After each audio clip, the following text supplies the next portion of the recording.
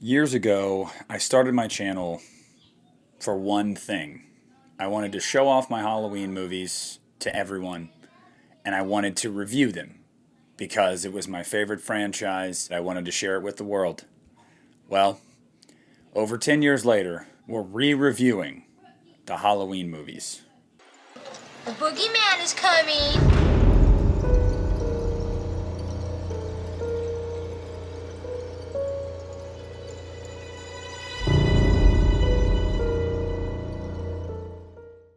Hey, what's up, you guys? It's Nick at the Lost River Drive-In, and I'm coming at you today because I am taking on the task of re-reviewing the Halloween movies this October. Obviously, with Halloween Kills coming, it was a perfect time to go back and really dig into each one of these movies, share my thoughts on each one of them with you, and see how my opinions have changed on them over the years. Some of them have stayed the same, some of them have drastically improved or decreased. So this is not going to be in any particular order. It's just going to be basically, how I feel and which ones I want to do. The first one I want to review is the most controversial of all, and that is Rob Zombie's Halloween 2. I saw Rob Zombie's Halloween 2 when I was almost 15 years old. Opening night, I was so excited for it.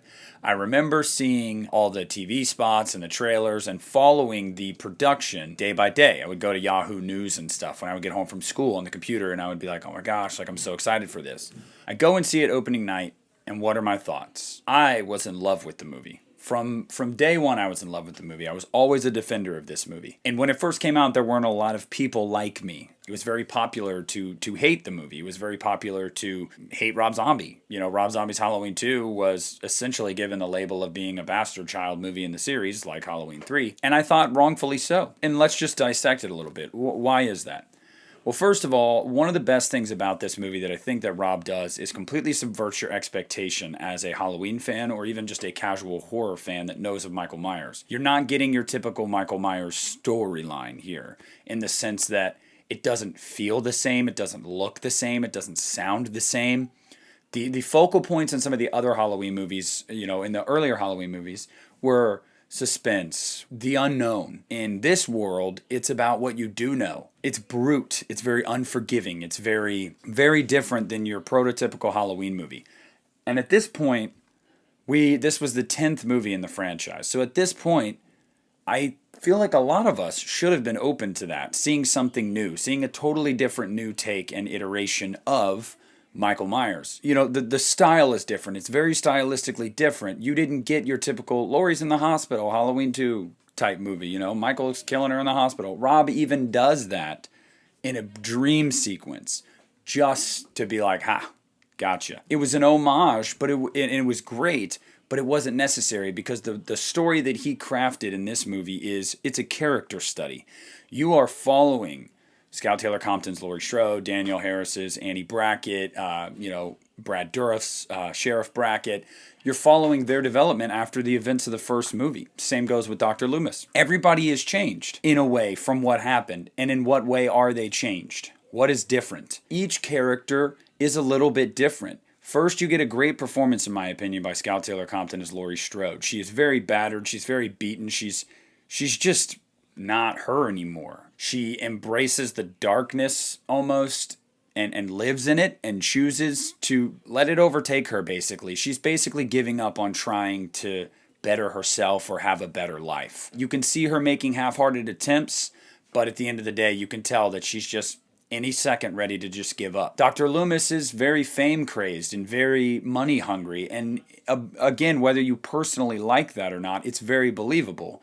And I think that the way Malcolm McDowell plays it too is just perfect because he is, I survived. This guy's dead.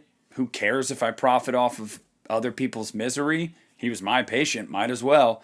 And a lot of people are like that nowadays, so I thought it was very believable. On top of that, you have Danielle Harris's Annie Brackett, and you can tell she's trying to have some semblance of a normal life. But Laurie is a constant reminder and a constant hindrance every day to her. She can't move on. She can't even try because she has this, let's just call it a carbuncle, dragging her down all the time. And you have Sheriff Brackett, who is trying to make the best out of a bad situation and trying to protect both of these girls because they're all he's got left, basically, and they're all each other have. And he feels so helpless, and he feels like he's not doing a good job. And that's why when Michael does end up coming back, it's so sad, because you know that all he wanted to do was protect them. All he wanted to do was keep them safe. And he feels like he failed because he didn't do that. And Tyler Mane is brutal as Michael Myers in this movie. He's absolutely brutal. One of my favorite Myers portrayals. He's completely unforgiving. He is a force of nature in this movie. I love the cinematography. Brandon Trost as the cinematographer, the director of photography, was fantastic. The use of the blues, grimy feel at night, and then the very colorless feel during the day. It's very gray, and the colors that you do have are very dull. And I think that works to the movie's advantage, because this is a very dull movie in the sense of its subject matter. I think the practical effects are fantastic. Wayne Toth is a great visual effects artist, so I'm not surprised by that at all. Wayne Toth is a great makeup artist, so I'm not surprised by that at all. A lot of the complaints with this movie come with, we have the White Horse storyline and the mother storyline, and that doesn't bother me.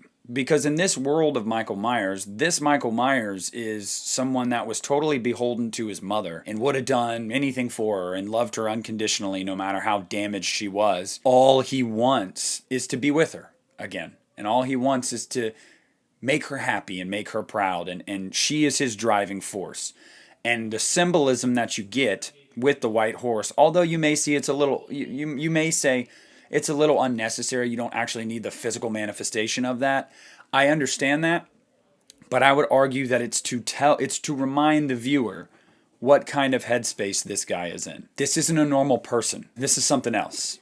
And they give you the explanation of the White Horse at the beginning of the movie. So it's not like, oh, what is this? Every time you're watching, anytime you watch it, you understand what it is. Whether you like it or not, that's up to you. I'm not a huge fan of it. It makes sense, and I don't mind. It's not a big deal to me. The thing that drives this movie for me is the performances and the story, and how Rob Zombie said, you guys want your prototypical by-the-numbers slasher movie, Halloween movie, and I'm not going to give you that. He did the right thing, in my opinion. I didn't want another paint-by-the-numbers slasher movie. I got a movie that was very artsy, very dark, cared more about focusing on the mindset and the mentality of some of these battered people, and really focusing on trauma and focusing on PTSD and loss and grief, and just really immersing you in that and helping, letting the audience see that play out on screen, and watching some of these characters, it's mainly Laurie Strode, just completely spiral, lose her battle with her mental health. And it's sad, but it's so real and it's so realistic, and I just think that it's absolutely masterfully done. By Rob Zombie. This is easily Rob Zombie's best movie, in my opinion. There's not much about this movie that I could say I don't like. I mean, I really mean that. This is my second favorite Halloween movie. A lot of people, I get it. If you don't like it, that's totally fine. If you like it, that's awesome too. We all have our opinions. But this movie, to me, is everything I could have ever wanted it to be and more. There's a lot that you can talk about with this movie that I feel like is misunderstood. There's a lot that you can hate on this movie for, just at surface level. But I really think this is a far deeper movie than probably any other Halloween movie we have. And its focus on characters and settings and lighting and just mental health is just, I think it's awesome. And I'll never understand the people that think some of the performances are, I hate Scott Taylor Compton's Laurie. I loved her in this movie. I thought she was so believable. And this is one of the only Halloween movies, I think it might be the only Halloween movie that ever did anything to me in the feels. When Laurie finds Annie and Annie dies in her arms, kills me every time. And then when Sheriff Brackett finds Annie, and his reaction is just, oh man, it's really hard. It's wonderfully acted. But the biggest thing is, a lot of people say this doesn't feel like a Halloween movie. I disagree. It's got Michael Myers, it's got Haddonfield. It's got Laurie Strode. It feels like it takes place on Halloween. It's just not this. It's not formatted the same way as any of the other ones. It's just its own thing, and I love it. And I would have loved. And I know there was a lot going on behind the scenes here. I know that Rob didn't even really want to do it that much, but I'm forever grateful that he did, because I genuinely love this movie, and there are not a ton of movies in my life that I can say that about. I could talk forever about, this movie, but I think I got my point across. I think that you guys understand where I'm coming from with this, why I feel the way I do about it, and why I hope that if you're not a big fan of it, you give it another chance, because I really do think the movie is something to behold. And if you take it on its own merits, and just understand and accept, okay, this is Rob Zombie's Michael Myers. This is Rob Zombie's world, not John Carpenter's. Go into it with that, because I really think this is a movie that is criminally misunderstood. And I'll defend it forever, till I die. So that is my re-review of Rob Zombie's Halloween 2. This is the German Collector's Edition Blu-ray, which is my favorite edition of the movie that I own. And then for each review, when I do these, I will hold up my favorite version of them, of it that I own while I do it. So that's going to be it for me, guys. I implore you to give it another chance if you haven't in a long time. I really think it's a misunderstood movie that deserves more love. It's grown more of a following now as the years have gone on, but I think it needs even more. So that's going to do it for me here at the Lost River Drive-In. Thank you so much for watching. Please like, comment, subscribe, share with your friends, do whatever you want to do with the video. But just watch. And this is Nick at the Lost River Drive-In saying Happy October, and I am pulling out.